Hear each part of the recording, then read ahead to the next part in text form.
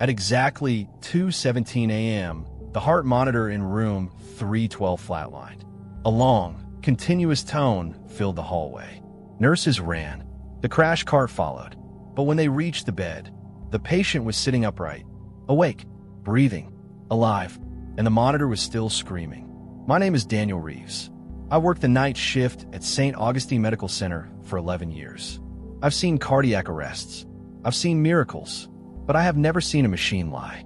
Room 312 belonged to Mrs. Alden, 76 years old, mild pneumonia, stable vitals all evening, nothing critical, nothing unusual.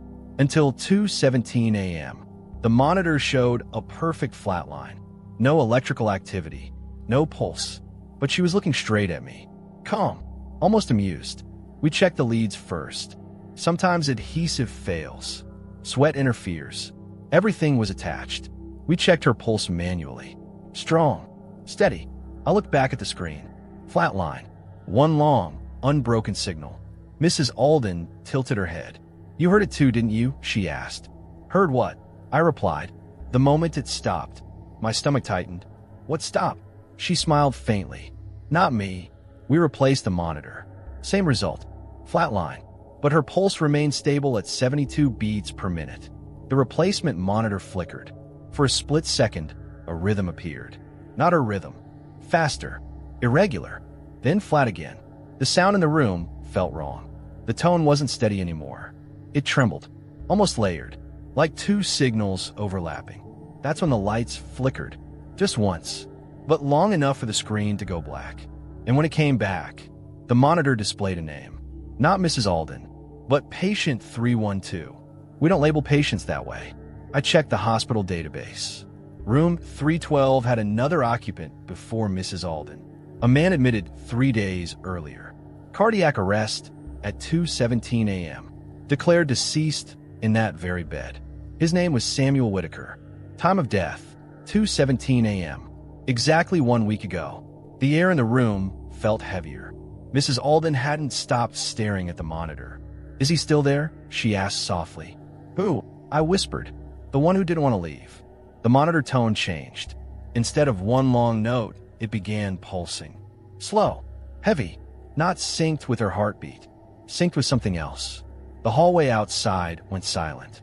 No footsteps, no intercom pages, just that sound. Then Mrs. Alden's real heart rate began to drop. Not on the monitor, on her body. Her pulse weakened beneath my fingers. But the screen still showed nothing. Flat, as if it refused to acknowledge her. As if it was waiting for something else to finish first. Suddenly she grabbed my wrist. Her grip was impossibly strong. He's cold, she whispered. For a split second, I felt another hand over mine. Not hers. Colder. Pressing down. The monitor spiked violently. A chaotic rhythm. Not hers. Too fast. Too desperate. The lights cut out completely. Darkness swallowed the room. The flatline tone stopped. Total silence. Then, one single heartbeat echoed from the machine. Everything came back at once. Lights. Power. Normal rhythm. Mrs. Alden's vitals stabilized instantly. 72 beats per minute. Calm, as if nothing had happened. We filed it as a malfunction. Electrical interference. Equipment failure. That's what the report says. But later, I reviewed the security footage. At 2:17 a.m., when a monitor flatlined, the camera showed Mrs. Alden sitting up before anyone entered the room. Her lips moving, speaking to someone beside her bed. On the empty side, and just before the lights flickered, the thermal overlay detected a second heat signature. Standing next to her, there have been no more malfunctions in room 312. But every night at exactly 2:17 a.m., the monitors down that hallway flicker. Just once, as if something is checking, to see who's still there and who isn't. I still work the night shift, but I never walk past room 312 without listening carefully. Because sometimes, if the hospital is quiet enough, you can hear a heartbeat that doesn't belong to anyone alive.